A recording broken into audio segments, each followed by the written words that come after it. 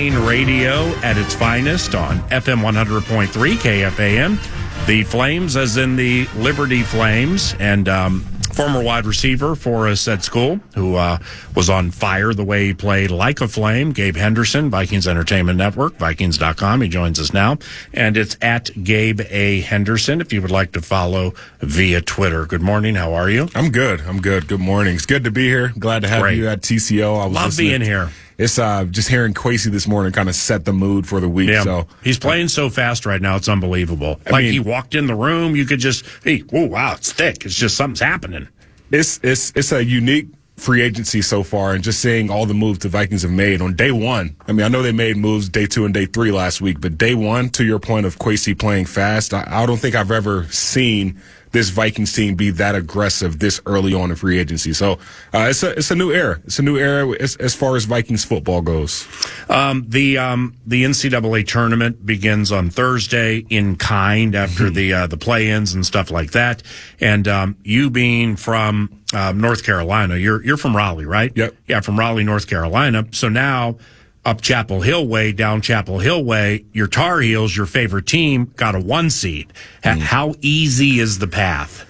I think they got the toughest draw out of any of the 1 seeds in the tournament. So to possibly have Tom Izzo or Mississippi State team in round 2, I hate to skip over round 1, but that's between Howard and Wagner, who I believe Carolina should be just watching every game that the Tar Heels have played since 2007. I believe this current Tar Heels team could beat Wagner or Howard. But just thinking after you beat or you play Mississippi State or Michigan State, I think there is a game in there with Alabama being the 4 seed that could really give this Tar Heels team a run for their money. The script writers have it that if the Tar Heels and Arizona makes it to the Elite 8 in that West region, it will be the R.J. Davis versus Caleb Love game. So Caleb Love was with Carolina his first 3 years of college basketball. Wow. Made the game-winning shot to beat Duke in the Final Four a couple of years ago, the buzzer beater. And then Carolina misses the tournament the following year. He transfers to Arizona. R.J. Davis is the ACC Player of the Year. Caleb Love is the Pac-12 Player of the Year this year for Arizona. So that's the way the script writers are making it. Wow. It's shaping up to be something really cool. And Arizona is in your region, in the Tar Heels region. Arizona's the 2, Baylor's the 3, Alabama's the 4. UConn is the tournament number 1 overall seed. I mean, not watching a lot of college. I haven't seen UConn play. It's the same situation that happens a fair amount of times. I don't watch a team for an entire year. And then, they get into the NCAA tournament, like my head's spinning going, are you kidding me is UConn one of those teams? Or is the NCAA tournament this year maybe a little more wide open than it used to be? I do think, I've been on record saying I don't think a 1 seed will win it all this year. I think it'll come from a 4 seed and below. That's how wide open, in my opinion, that college basketball is. I mean, you look at like the transfer portal and all these guys that are, getting accustomed to their new team. A lot of those teams don't start to hit their stretch or really build that chemistry with those new guys until like February. So when you look at NC State, who just beat Carolina, NC State, they have a team full of transfers, and they finally started to gel. Yeah. And now they win 5 games in 5 days in the ACC tournament. Now they're an 11 seed. So I think that was the vibe, because I watched that game. Yeah. It was a really good game.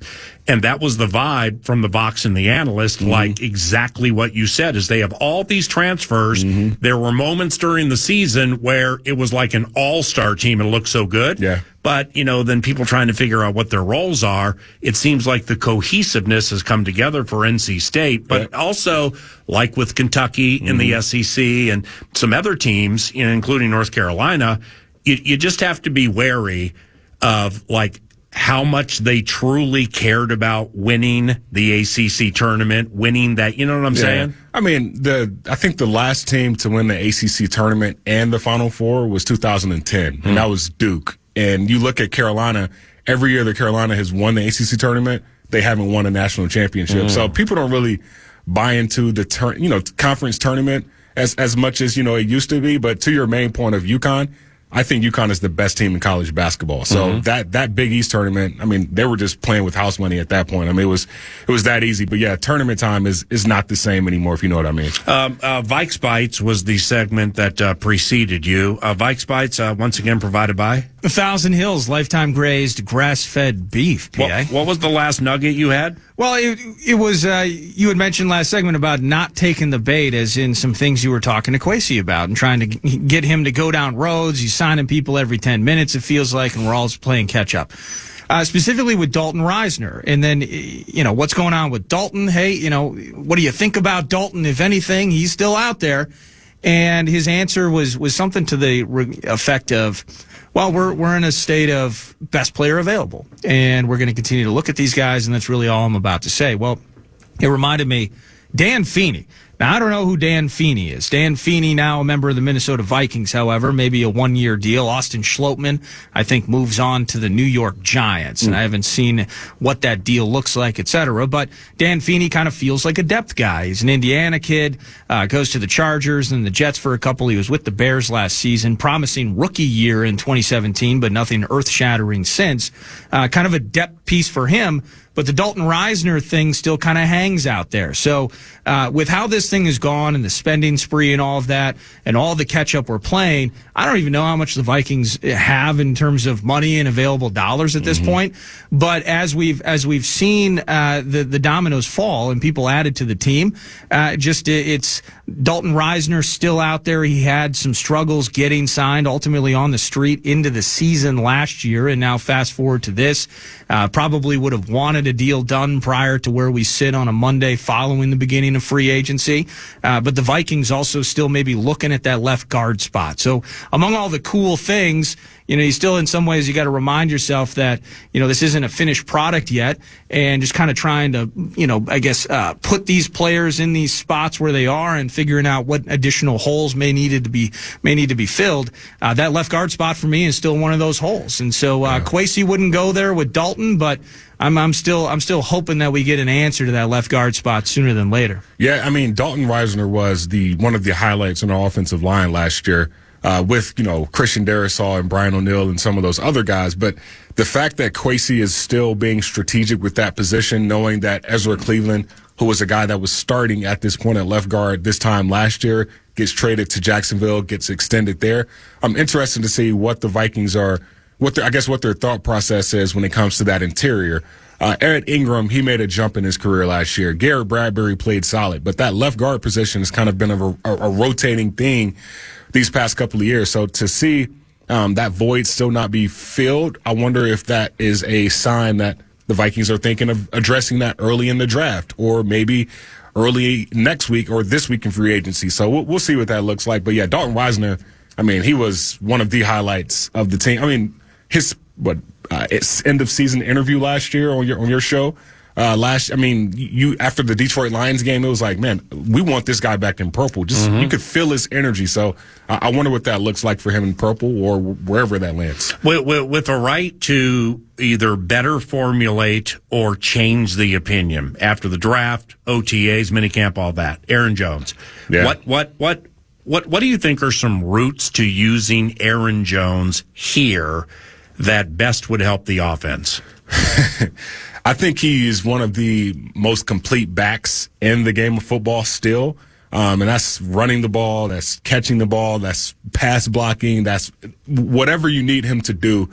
I believe he fits whatever offense that is. I believe you look at like the Austin Eckler's of the world, I kind of a do-it-all back. Aaron Jones is that, but he's younger. I was just looking at some of his stats last week. I believe since entering the league, he's 6th in the NFL in rushing yards.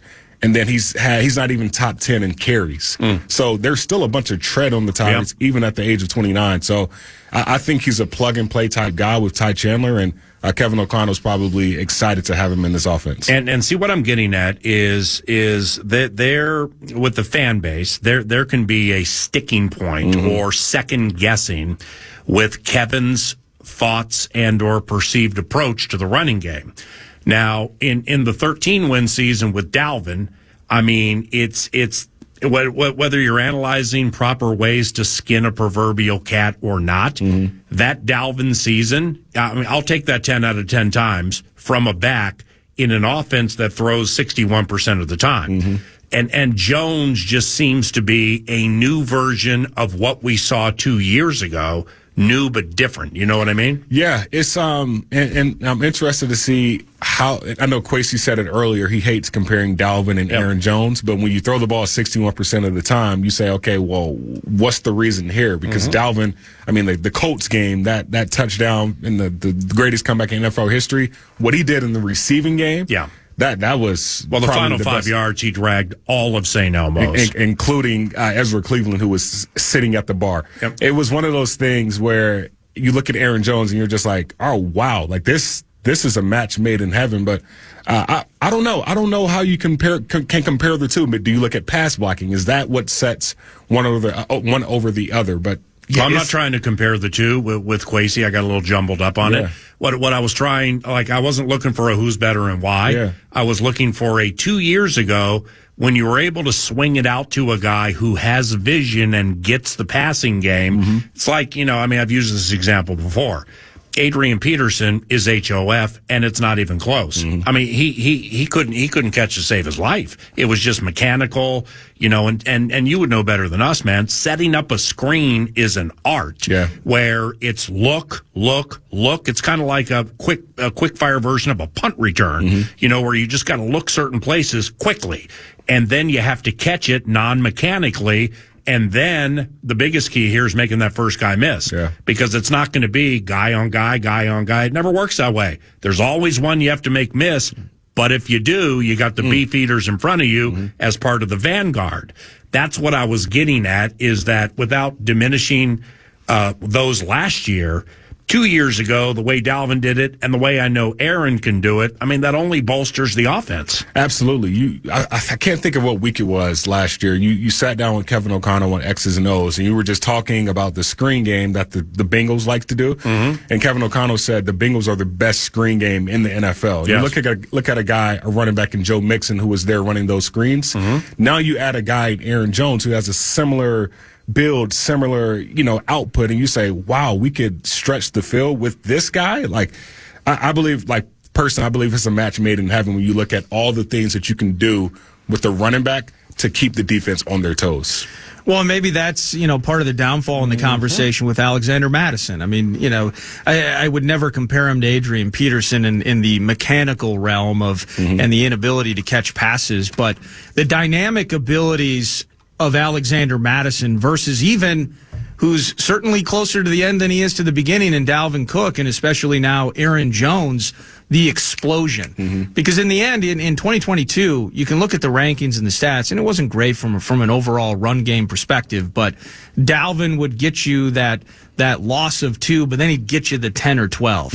And I just never felt like I just didn't have faith that Madison could do that. And now I look, take even the short passes, screen game, and all of that out of it, just straight from a productivity standpoint. Aaron Jones coming in here, yes, he's 29, but there's a hell of a lot of tread left on those tires. He was never a 350 carry guy. He wasn't used in that regard, and A.J. Dillon took some of the heat off of his legs. But in the end, if he's healthy, I have a lot more faith in just the play-by-play productivity of an Aaron Jones than, sadly, what we weren't getting from Madison. I think you hit it right on the head with the tread on the tires, right? Like, I mean, Josh Jacobs, Joe Mixon, there are a few guys that were drafted after Aaron Jones in the NFL draft, has more carries than Aaron Jones, but still Aaron Jones has more yards per carry. So the fact that you're getting a veteran guy that could pretty much be the bell cow if you need him, and you can trust him to always fall forward. You don't have to really worry about him falling backwards. I think that does raise the level of confidence in our front office and in our fan base to know that, okay, well, at least we have a couple of guys that can continue to get us positive yards, no matter if the play breaks down or whatever. Gabe Henderson, Vikings.com, Vikings Entertainment Network. The radio show today is at the Vikings facility, Twin Cities Orthopedics Performance Center in Eagan. And we came out here to chat with Kwesi Adofo-Mensah. Had a good 30-minute conversation with him. You can listen to it via podcast after the radio show, or about an hour and 15 minutes from now, we're going to play it back. Now, last time we chatted, you had done a fair amount of work on rookie quarterbacks. Mm-hmm. And I don't know how much more you've done with your baby Ella on your on your tummy as you watch all 22 with your child and just getting ready for the draft and stuff. But I put a fair amount of time this weekend into J.J. McCarthy. Yeah. And more so than talking to people who know people for other teams who may like him, and then all of a sudden that causes a kerfuffle at the scouting combine. I got scouts for other teams finding me at restaurants, chatting with like, where'd you hear, whatever. So I am firm in my belief the Denver Broncos would beg, borrow, and steal to get J.J. McCarthy, and I'm not backing off it, and we'll see what happens draft day. So if you believe that to be accurate, and they're right behind us, I just think a fair amount of time around here, or for those, thinking the Vikings may draft a quarterback, need to put some time into J.J. McCarthy. So I'm starting to be that guy to put time in. And for me, not watching college football or paying close attention to it, the problem I have when I watch the all 22 of these players is I don't know the strength of the defense they were playing. So you want me to let's sit down and look at Sam Darnold. Okay, well, Carolina days. Yeah, I remember a bunch of those guys from the Falcons, the Bucks, the Saints, the Vikings, so on. Mm-hmm. So you can get a quick twitch on what he was going against. Difficult for me with college football. And I'm not going to pretend to be like I'm an elite footwork or technique mind. I'm not. Yep. But in the let's say 15 to 25 plays that I watched and rewatched of McCarthy, the opinion I left it with is he's not afraid. He is a risk taker. Mm-hmm. Now they're calculated risks off play action to that nice running back with that good offensive line. And sure, he went games he didn't throw much. But when the play was dialed up, intermediate to deep-ish, I mean, his ability to throw guys open, a lot better than I never knew that he had that ability because I didn't watch him much. But I watched him throwing guys open, and I also watched him put passes in tight windows where it could have been an interception, but he wasn't afraid. And everybody in the world knows he has good arm strength. Yeah. But that's one thing I went in there looking for, and I came out with mission accomplished to see, are you averse to taking chances? Are you against making those plays like Cousins did with Jefferson in that Buffalo game? And he's not. He's not afraid, man. I really like that. Yeah, J.J. McCarthy is a guy, when you turn on the film, his arm strength is evident. So he's going to fit the ball in tight windows because he trusts his arm to get the ball there. To that point, I wonder if some of those risk-taking opportunities were due to him not getting as many opportunities because of the running game. Great point. Blake Corum. So I'm interested to see how that translates That's to a really good point. The NFL ranks. But still, this is a guy in J.J. McCarthy that can excel in play action, which, to your point, is that something that Sean Payton and George Payton want in Denver because they do a really good job of play action passing and letting their quarterbacks kind of fit into that system. I think in this Kevin O'Connell system, they want an accurate guy. And that's something when you turn on the film, J.J. McCarthy, he can be very accurate if he's trusted with throwing the ball X amount of times. He threads needles. It is beautiful when he actually does throw. That's the bit. Exactly. He doesn't throw 40 times a game, but and on third downs, his ability to find a guy, second or third read, it's so good with that accuracy, man. Yeah, and that's something that for, Justin Jefferson or Jordan Addison, that's something that they knew they had every year, or at least the past 3 years for JJ with Kirk Cousins. Every time that Kirk Cousins threw a ball, it was going to be an inch in front of the face mask. So if he catches it, he's not going to get blown up by the defender, or he can squeeze into a tight gap versus a young guy coming in, or a young guy that hasn't had the chemistry that's throwing the ball 3 inches in front of the face mask, getting your receiver hurt. So I'm interested to see how Kevin O'Connell values that in a young quarterback and how that works chemistry-wise this offseason when building with a young quarterback as your guy going forward. How much? Because this feels like it's going to be it's going to be an everyday thing between now and the draft where, you know, I was joking. I was sending an email to PA with some things on my mind, and I'm just like, it's almost like election season for quarterbacks, right? It's like, I'm going to watch this video by Drake May. He's going to hit me with something. I can't believe it. He's throwing left-handed touchdowns. And now I'm in on Drake May for the afternoon. Oh, but watch this from JJ. And oh my goodness. And then not only did he throw it between two defenders absolutely on a dime, and his guy Roman Wilson was wide open, and now he's off to the races, hitting him in stride. Oh, but now he can scoot out and run a little bit. Oh, he's sneaky, but he's so thin. All of those things. Each and every day, I don't know if you've played that game yet. You're a Tar Heels hoops fan, so naturally you're a Tar Heels football fan, and you're hoping that Drake May is wearing a jersey in purple here in Minnesota. But have you played that game yet, the way that I've spent every day going back and forth on those two guys? Yeah, it's so tough not to, right? Like, this is that time of the year where you're just like, whoa, what about this? Oh, well, he did make this throw. Well, how does that fit here? And even, you know, the what's his name? The Jaden Dames of the world. Like, I throw him into that conversation also of like, man, like, what if, is that a possibility? I want one of them. I mean, if the Vikings, you know, if that, I know Kwesi said he has a preferred option or a preferred method for addressing the draft this year. And if that's the case where they move up, is one of those three guys going to be one of the guys, one of those top four guys? So it'll be interesting. But yeah, I have been playing that game of trying to figure out, like, why does this happen or how can this happen? So we'll see. I've seen. So I was going to. It wasn't going to be a Vikes bite. Maybe a news item with Justin Fields going and late round pick in this. And if you look at the 2021 draft. After Trevor Lawrence, I mean, things get ugly. Okay, from Zach Wilson to Trey Lance to Fields to Mac Jones. Yep. You can even jump into the later rounds. I think there's a Kyle Trask in the mix there. Kellen Mond, Davis Mills. Like, you start running through these names, and most of them safe. And even Trevor Lawrence, to be honest with you, after, you know, that meltdown, that 1-5 stretch, I think they went to end the season. Yep. A lot of Jaguar fans are thinking, is this the guy, right? So Doug Peterson's got some work to do down there. But, you know, the idea of moving up, I think there are no shortage of football fans that are, you know, looking and poring over these quarterbacks the same way that we are. And they're kind of wondering, is this a 2021 thing? Is this a move of an air of desperation?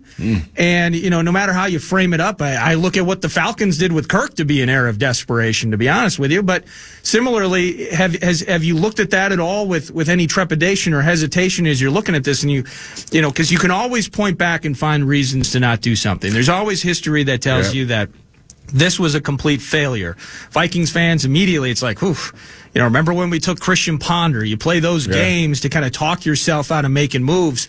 The way that I've looked at these quarterbacks, though, is I don't look at it like 2021. I look at this group as absolutely having three, probably four, maybe even deeper to five of guys that can exist in the NFL and in the right system can play pretty lights out.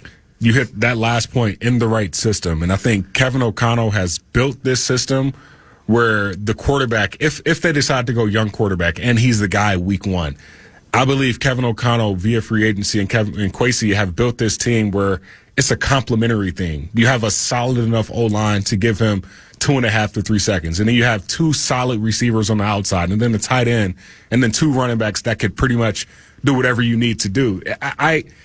It's hard for me to say that it is going to be like the 2021 year. But that does come to mind because it's like that year everyone was talking about this is the greatest quarterback class since Peyton Manning and Drew Brees. Like it's so tough for me to I guess come to that conclusion not knowing what that position entails. Like you can say that about other positions like wide receiver or tight end, but the quarterback position is so layered that it's so hard to just come to that conclusion. But I think whoever is the quarterback in this offense, this system, has enough weapons to take the pressure off of themselves to go out and go win a game for this Vikings team. I don't think, and it's a trust in the coach, right? Because that system means so much. Now, you know, we're trusting in Kevin O'Connell that whoever they ultimately land, if they move up and grab one of those guys. I think last year Kevin O'Connell and Brian Flores basically said, "Watch this. Like, hey, this is what we're going to put on film, but we believe in our coaching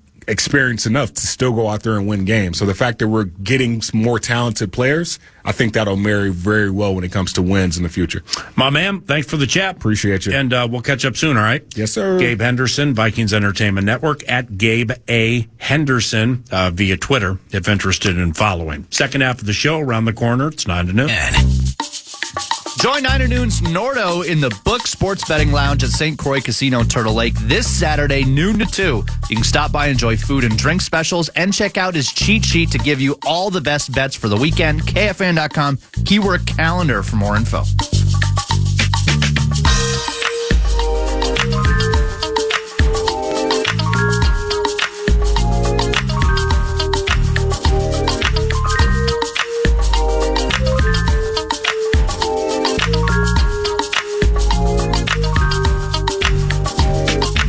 Back 9 to noon. Alec Lewis of The Athletic is going to be joining us here at Twin Cities Orthopedics Performance Center in Eagan 10, 15-ish minutes from now. But might as well jump into some news, and it's going to continue down the road of Vikings and NFL-related conversation. News to Nord brought to you by The Casino at Canterbury Park, CanterburyPark.com. From bingo to blackjack, table games, poker all year round. And, of course, live racing starting up middle of May. So look forward to that, CanterburyPark.com. News taking place over the weekend. Justin Fields has found a new home. I assume it's because Mike Tomlin met Russell Wilson, talked to him for 2 minutes, and he's like, I got to get another guy in here, okay? We got Mr. Unlimited, but we might need somebody else. The Justin Fields trade rumors at one point, second-round pick to Atlanta, deal's almost finalized, then Kirk goes there, all of that. He's traded to the Pittsburgh Steelers for a conditional pick, PA. I believe it's fifth or a sixth that can be as high as a 4 based on playing time. And so now he's going to be either competing with or learning from Russ in the 2024.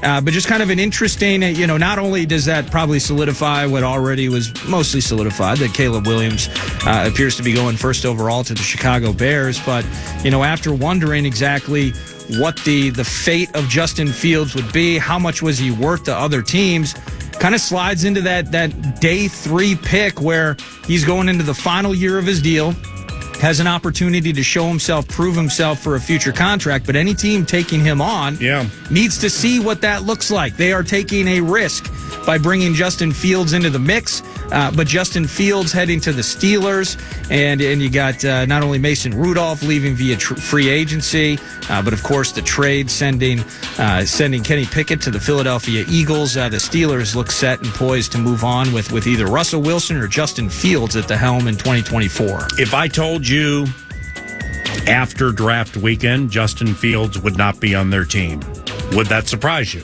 Would not be on the Steelers? Yeah. I think the Steelers front office is playing incredibly fast right now.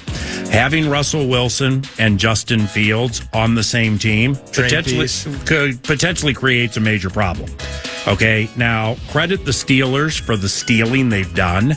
You get Wilson for 1.2. Okay, that's fantastic.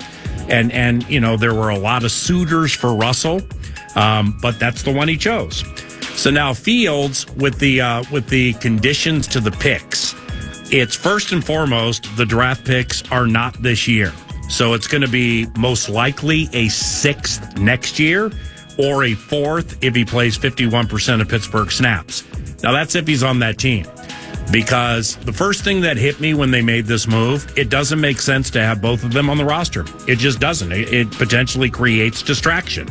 But now if you have both of them, okay, then as the season moves on, you have wonderful flexibility, or at least good flexibility.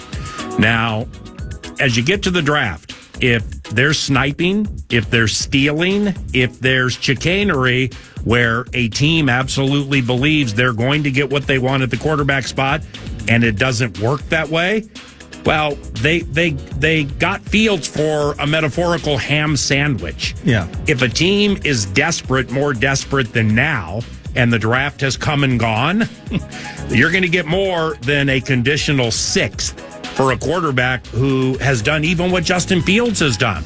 So this is a wild card thought. I would put it as a long shot, but it's not a hopeless long shot. And It's just remember that not every team, including maybe the Vikings, are going to get exactly what they want out of the draft. Right. Well, now Pittsburgh has a quarterback, but also has an added asset for a team that misses on what it wants. And now all of a sudden it could be, we know we gave Chicago that, but that ain't the deal with you, man. If you want him, it's this.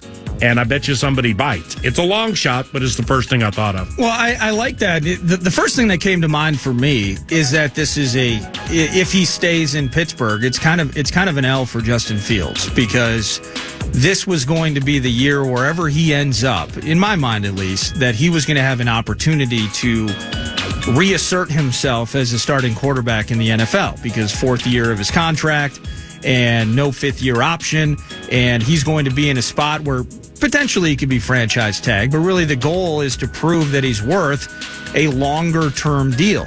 And it made sense to me because of the low-cost opportunity with the Steelers now, because effectively the way I look at it, this appears to be a one-and-done situation for Russ in Pittsburgh, and so he might provide that long-term flexibility. But I actually like the route you're going with this, because if I'm the Steelers, would you rather have 1 year, even with the low draft capital used, 1 year of Justin Fields potentially, and I still believe most likely sitting behind Russell Wilson in that quarterback room, or would you rather draft a guy? And I think and maybe it's not late first round or whatever their second round pick. I don't have their picks in front of me in terms of getting Michael Penix in the 20s or wherever the Steelers are sitting. But maybe it is the Spencer Rattler type. Would you rather have that guy for 4 years and potentially be able to transition or provide more flexibility in that area? Yeah, they're in a spot to take. I mean, there's going to be a wild card quarterback in this draft. There just always is. Yeah. Doesn't mean the guy will be good, but it's like, all right, so if I were to say Daniels, Williams, and Drake May all go in the top 10, I think everybody would agree with that, right? Yes. J.J. McCarthy, top 10. Yeah. Okay, so you got those 4. Well, now the next group with Nix and Penix and whomever, that doesn't feel like a top 15. It feels like a 16 to a 26. And their pick is 20th overall. Somewhere around there. So it's what if this is insurance? I love it. After Ben, after Roethlisberger, HOF, they wheel their way. They've been through Trubisky. They've been through Rudolph. They've been through Pickett. Kenny Pickett reportedly got so upset they made that Wilson move that he didn't ask to be traded. He acted in a way from behind the scenes, from what I read, where somebody, Tomlin probably was just like, get rid of him. Might have been a tantrum. So, something happened. They just traded him because of his reaction to them bringing in Wilson. All right, so he's petulant if the reports are accurate, but he's gone. So the Steelers just may be looking at this like, all right, Russ is going to be HOF. We'll get what we can out of him. Fields is a wild card. Maybe there's untapped talent there, but probably not. But we don't have to give basically anything to get him. And we can take Nix or Penix or somebody with where we're picking. So now we're going to hit it murder by numbers. And when we do get the one we want, whomever it is, Nix, Penix, or whomever, well, now we're going to peddle Justin. And we're going to show that we got him for a 2025 conditional, but we're going to peddle him for a 2025 non-conditional that's better than the 6th round. I just think they're playing fast there, man. Let's pause. Alec Lewis, The Athletic, theathletic.com, joins us to continue the conversation around the corner. It's 9 to noon on KFAN.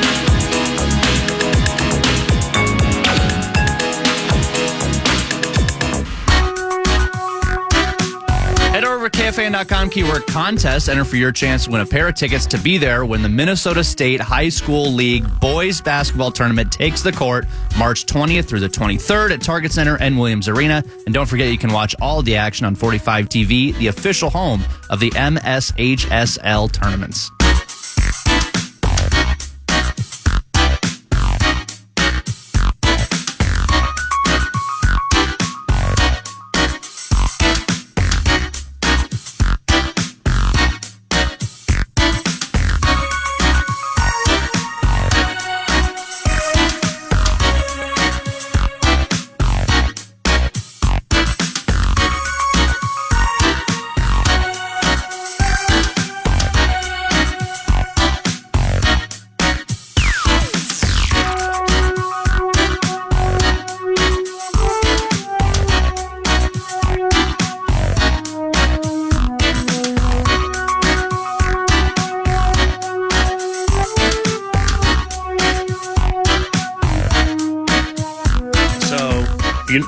I couldn't find Alec. Yeah. Alec Lewis, The Athletic, theathletic.com, John's son. And he was here on time because he was texting, but somebody was a little slow to get him to bring him up here to the TCO radio studio. He was outside picking dandelions. Just walking around picking dandelions, looking up at the clouds and the butterflies and everything. I'm like, man, come on in. We got this radio thing to do. Good morning. No, good morning. Yeah, no, I was here early. I was ready. I do have something to say at the very beginning. I thought the Kwesi interview was great. Thought it was phenomenal. Come on. No, I really did. My favorite part, and I texted Nordo right after this happened, is you said, I'm really interested by this Jerry Tillery guy. He's beautifully sculpted. Come on, man. I was like getting what ready. The hell? I was really, just so funny. He is beautifully sculpted. He might be. I can't. His body. Right. I didn't assume it. Right. But I don't know. Well, that's nice of you. I mean, Kevin, and this is, let's not turn this into Paul Allen interview fan line. Sure. But your opinion, that of Kevin Seifert, really matters to me. Kevin sent me some, I don't want to say he was live tweeting it, but he was listening and he put a few notes out there and then I texted him saying that was cool. And he liked it too. And I think you guys, along with other scribes potentially listening, would know I'm not going to say that's an unenviable spot. If like Friday, I'm going back and forth with Spearfish and some other people here being like, because of the way the Thursday press conference went with quarterback, bridge, Kwesi dressing you down, bridge. And, there wasn't a lot of talk about a lot of guys. So I'm like, we got together on having Kwesi Monday at 9 here. That was before the trade to make it 11 and 23. So then it obviously became amplified. So here's what I'm getting at. It's cool to be in that spot. It's cool to have the honor or the privilege to be able to chat with the GM, but it's almost a can't win situation. And I'm not going to base like my performances off how many people on Twitter or via emails like it or don't like it. But you're a fool if you don't think I want to know what his opinion is of J.J. McCarthy or of Drake May or of Spencer Rattler or of Marvin. Yeah, I want to know all that. But you're also a fool if you think asking that question won't shut down an interview and or change the tone of the entire interview, Yeah, there's only so much he's going to say. I mean, you asked him about Dalton Risner, and he talked about, like, the grass or something. The dandelions you were chasing. 100%. Yeah, he was the best available player. I was like, I don't know what that answer was, but it was interesting. Well, it was him not giving a clear answer on a guy that he's probably been talking to, and that's the best he can do in the moment, right? Yeah, maybe he's been talking to him, or maybe he hasn't been. He's not going to hurt the guy's market by being like, no, we don't want this guy back at all. Right. So, yeah, no. You know what I'm saying, though. 100%. There's certain stuff that you're just not going to ask. I thought it was good. I enjoyed it. I think anytime, I do believe anytime he talks, it's always interesting. Just the way he manages it, because, reality is, and he would probably say this openly, like, this is not a guy who came up in front of the media. When he's on Wall Street, you're not talking to the media about the sale you just made. When you're working in Cleveland and personnel, you're not talking to the media after. So it's not like Kevin O'Connell literally did media stuff after he finished playing. He was really based in a lot of that, and it's why he's so professional, so good in that setting. So when Kwesi talks, it's always interesting, and I just find him a very fascinating guy. If I had Kwesi's ear, now that you go down that road about things, like if he were to say to me, hey, like what's one thing on which you think I should improve with interviews the number one thing I would say is he still, in my estimation, takes too seriously things that he said in the past that are they're morsels. I mean, they're just little tiny nuggets, and then he'll think people are going to hold those over him forever. So it goes back to the USA Today Cousins conversation, the Tom Brady bet. Yeah. And I don't know how much Kwesi spoke after that to anybody, but I said something about buzzwords or something. And I'm like, it was just a standard. Let's get this thing going. You got 11 and 23. I would imagine the buzzword around here is that of flexibility. And then he said, well, for fear of hitting on a buzzword I hear about in a year, yes, that would be accurate. And I was like, what, collaboration, margin? I mean, like, what would that be? Competitive rebuild. When he said competitive rebuild, yeah. But I mean, really, for me, it's like. But don't worry about that. You got the money, and it's not that you got the money.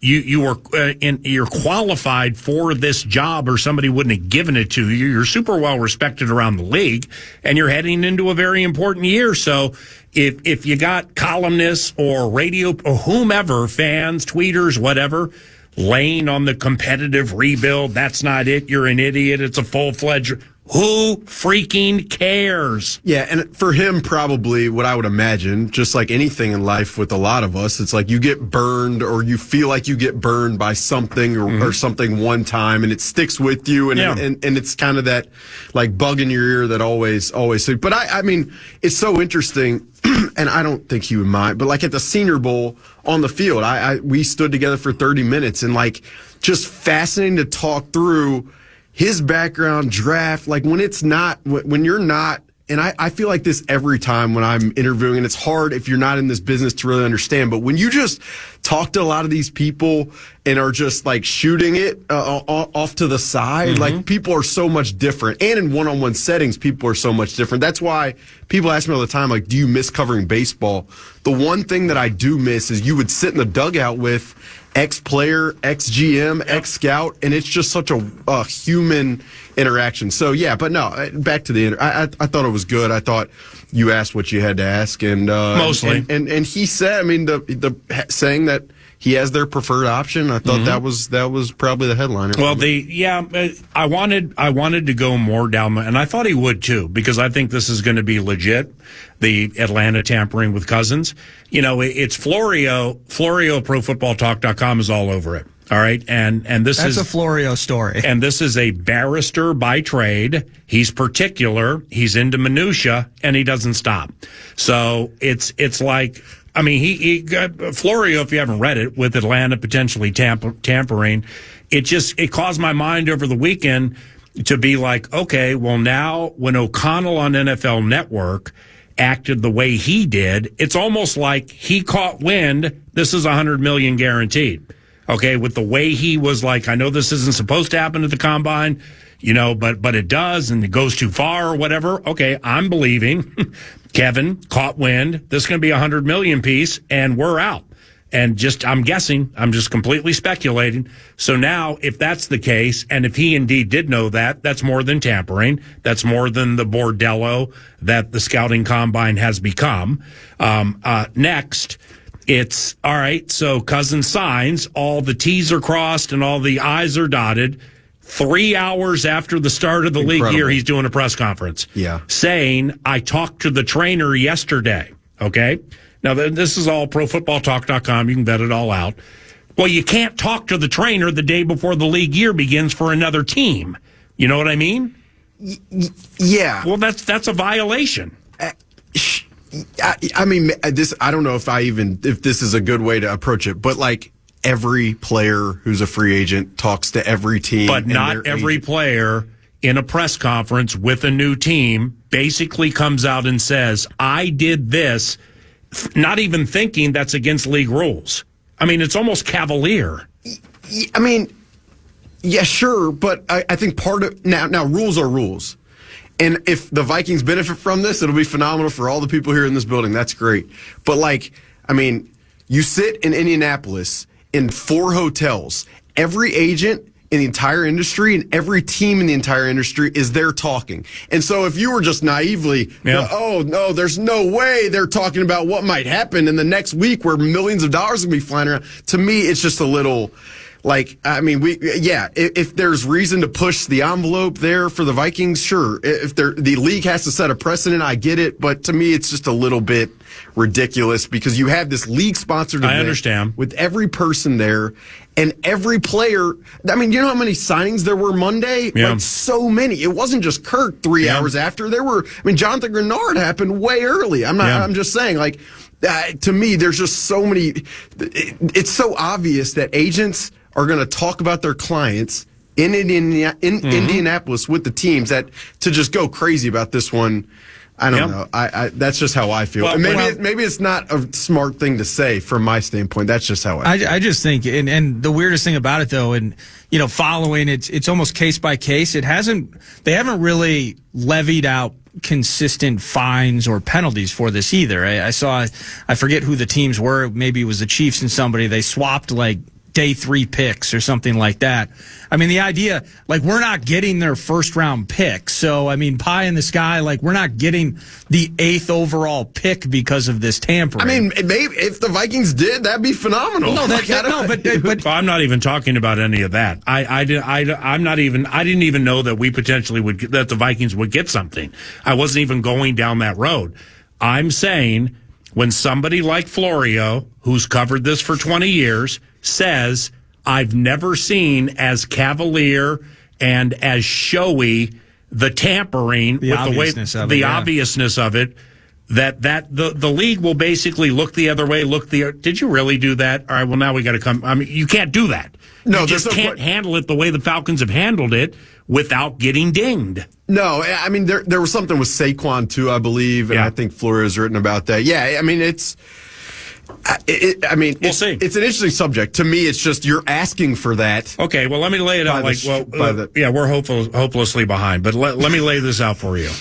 All right, if chatting with a member of another team is not permitted before the league year begins, which is fact, correct? That's correct. Sure, yeah, okay, right. And then in your first press conference, you say, I spoke with the trainer yesterday. Then how can anybody from any team not say, how can you look at that and then not do anything about it? No, I mean you just came out and said you cheated. No, that's rules are rules. But again, this is me personally speaking. Like, I don't think Kirk was like, let me show. Like, I just think it might have just been a slip and he accident. Like, I don't. Okay. That's just my opinion. Okay. And I could be wrong. I could. Well, the NFL wrong. Knows of the drinking bordello that is Indianapolis and everything that goes on with it. In fact, I can't.